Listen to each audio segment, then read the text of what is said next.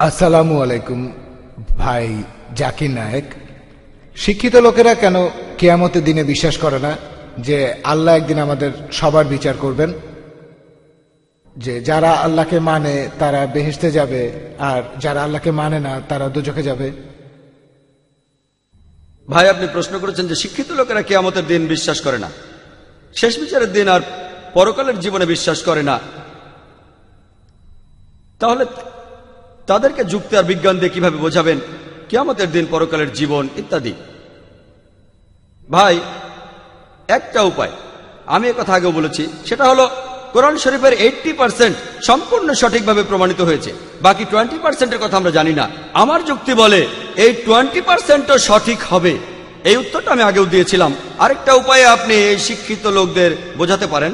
একটা সহজ প্রশ্ন করবেন, সহজ একটা প্রশ্ন করবেন, চুরি করা ভালো না খারাপ? চুরি করা খারাপ। ভাই বললেন এটা খারাপ। ধর্ষণ ভালো না খারাপ? খারাপ। খারাপ। ভাই বললেন খারাপ। আমি এখন বলবো শিক্ষিত লোকদের প্রশ্ন করব, যারা কিয়ামতে বিশ্বাস করে না, পরকালের জীবনে বিশ্বাস করে না, তাদের বলবো আপনি কি একটা কারণ দেখাতে পারবেন কেন চুরি করা খারাপ? মাত্র একটা। আপনি কি একটা কারণ বলতে পারবেন কেন এটা খারাপ? মানুষ খুব সাধারণভাবে বসবাস করে, তাই তারা বিভিন্ন রকম খারাপ কাজ করে। তারা খারাপ কাজ করে? মানুষ আসলে খুব সাধারণভাবে থাকে, তাই তারা বিভিন্ন রকম খারাপ কাজ করে। আমি কথাটা বুঝলাম না। সে যাই হোক, যদি কাউকে প্রশ্ন করেন কেন চুরি করবেন না, তিনি অনেকগুলো কারণ বলবেন, যে আমি চুরি করলে অন্য মানুষের মনে কষ্ট হবে। এখন আমি বললাম, ধরুন আমি একজন স্মাগলার, ধরুন আমি স্মাগলার, আমাকে প্রমাণ করে দেখান কেন চুরি করা খারাপ। দেখুন, অন্য মানুষের ক্ষতি করছে কিনা সেটা দেখার দরকার নেই আমার। আমার কিছুই হবে না যদি চুরি করি। যদি কারো মানিব্যাগ থেকে 1000 টাকা চুরি করি কোনো পথচারীর কাছ থেকে, আমি ভালো রেস্টুরেন্টে যেতে পারবো, আমি সেখানে ডিনার করতে পারবো, লাঞ্চ করতে পারবো, সিনেমা দেখতে পারবো, লাইফটা এনজয় করতে পারবো। কেন খারাপ হবে? কেউ হয়তো বলবে অন্য কারো থেকে চুরি করলে একদিন অন্য কেউ আপনার চুরি করবে, আমার কেউ চুরি করতে পারবে না, আমি একজন মাফিয়া। আমি উদাহরণ দিচ্ছি যে আমি একজন মাফিয়া, আমার সঙ্গে 1000 বডিগার্ড থাকে, সবার হাতে AK-47 আছে, সবার সাথে AK-47 আছে, কেউ আমার ক্ষতি করতে পারবে না, আমি সবার ক্ষতি করতে পারি, আমার সাথে 1000 বডিগার্ড থাকে, কেউ আমার পরিবারের ক্ষতি করতে পারবে না, তাদের পাহারা দেওয়া হয়। এখন আমি আপনাকে বলছি, প্রমাণ করে দেখান যে চুরি করাটা খারাপ। একটা কারণ দেখাবেন, দুটো নয়। কেন এটা খারাপ দেখাতে পারলে আমি আর এই কাজ করব না। আমি একজন যুক্তিবাদী মানুষ, বিজ্ঞানে বিশ্বাস করি। আপনি যেটা বলবেন, আমি যুক্তিবাদী মানুষ, বিজ্ঞানে বিশ্বাস করি। আপনি প্রমাণ করে দেখান যে এটা খারাপ। কেউ হয়তো বলবে যে দেখেন এটা মানবতার বিরুদ্ধে। আমি বলবো যে মানবতার এইসব আইন কে বানিয়েছে? কে বানিয়েছে? আমি এসব বিশ্বাস করি না, আমি লাইফ এনজয় করছি। যদি আমি 1000 টাকা চুরি করি, যদি আমি লাখ টাকা চুরি করি, লাইফটা এনজয় করতে পারবো, নতুন একটা ফ্ল্যাট কিনতে পারবো, আমি বিদেশে যেতে পারবো, কেউ আমার ক্ষতি করতে পারবে না, কারণ আমি মাফিয়া। কেউ কেউ বলবে পুলিশ আপনাকে ধরে জেলে পুরে দেবে। আমি বললাম সব পুলিশই আমার পকেটে, আমার পকেটে মন্ত্রী মিনিস্টারও আছে। আমরা এটাও জানি পুরো পৃথিবী জুড়েই অনেক স্মাগলার রয়েছে, যেখানে দেখা যায় পুলিশ তাদের পকেটে, অনেক মন্ত্রী মিনিস্টারও পকেটে আছে, কেউ তাদের ক্ষতি করতে পারে না। পুরো পৃথিবী জুড়ে দেখতে পাবেন। আমি বললাম ধরুন আমি একজন মাফিয়া, আমাকে প্রমাণ করে দেখান এটা খারাপ, তাহলে আমি করব না। আমি যে সব উত্তর পেয়েছি তার কোনোটাই পুরোপুরি যৌক্তিক হয়নি, যৌক্তিক হয়নি কোনোটাই।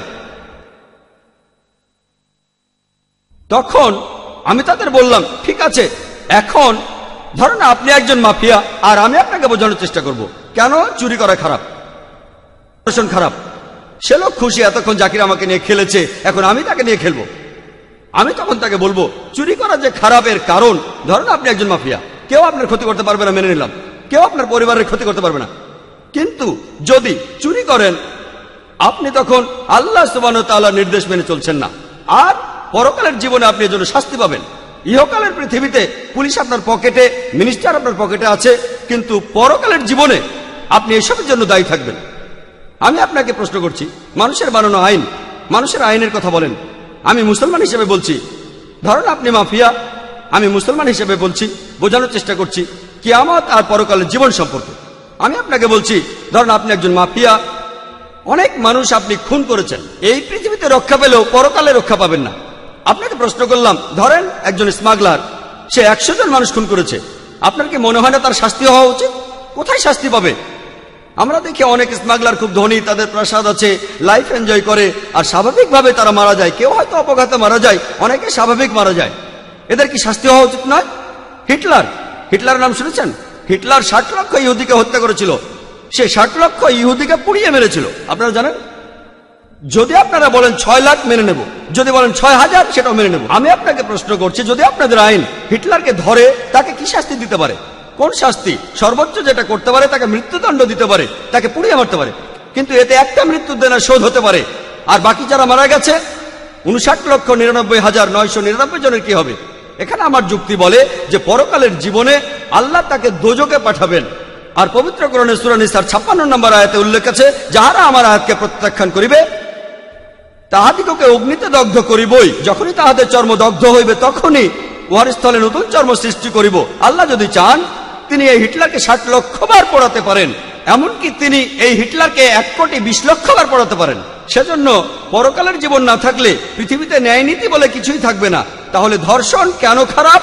কারণ যদি এই পৃথিবীতে রক্ষা পেয়েও যান, আপনি পরকালে শাস্তি পাবেন। আশা করি উত্তরটা পেয়েছেন।